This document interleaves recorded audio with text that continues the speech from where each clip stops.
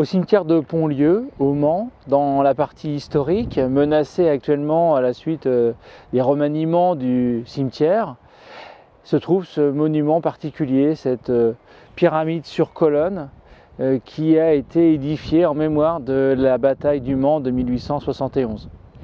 Cette pyramide est sculptée de différents éléments qui rappellent la guerre. Ce sont des armes qui ont été sculptés sur le monument. Ce ne sont pas des personnages, ce ne sont pas des soldats, ce sont les armes qui sont représentées de manière esthétique, mais elles sont aussi représentées de façon à montrer le type d'arme qui est utilisé. On pense évidemment au canon, qui est un canon particulier qui a été utilisé pendant la guerre de 1871-70 pour la première fois. Ce n'est pas un canon à bouche, c'est un canon à balles, c'est l'ancêtre de la mitrailleuse. Il y a aussi les revolvers posés sur le canon à balles qui montrent des armes exotiques achetées en Angleterre ou achetées aux États-Unis, qui sont la preuve du manque d'armement de l'armée française, qui ne peut plus compter sur ces usines des régions de l'Est de la France qui sont contrôlées par l'Allemagne, l'Est de la France étant envahi.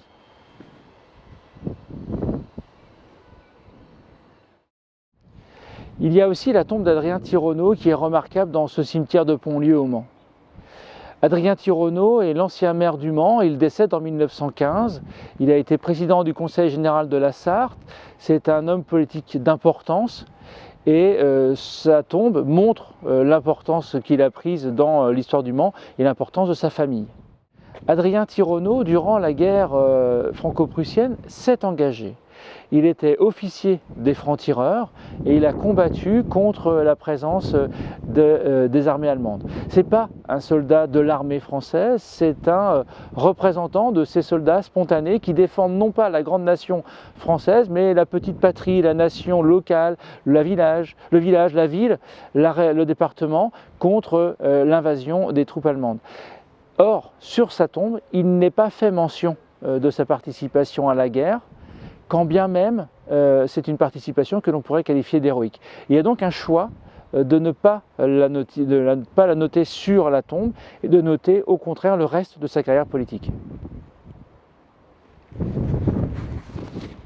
Dans la même allée du cimetière, dans la même allée que celle de la tombe d'Adrien Thironneau, qui est un homme politique, un homme connu, nous trouvons une tombe mal entretenu, abandonné pour ainsi dire, d'un jeune homme mort à 35 ans et qui reprend les thèmes classiques, la colonne brisée qui montre la fin de la vie. Et cette tombe retient l'attention parce qu'elle possède une plaque particulière sur laquelle on peut lire ce message.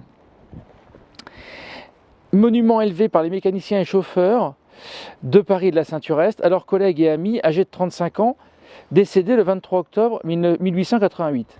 Ce jeune homme a une place particulière dans la guerre de 1870 puisqu'il est notifié qu'il est volontaire en 1870, républicain militant, franc-maçon, libre penseur. Il a donné sans compter sa vie pour la défense de la liberté, de l'égalité et de la fraternité. Repose en paix, frères bien-aimés. C'est un message politique qui souligne l'engagement politique d'un franc-tireur.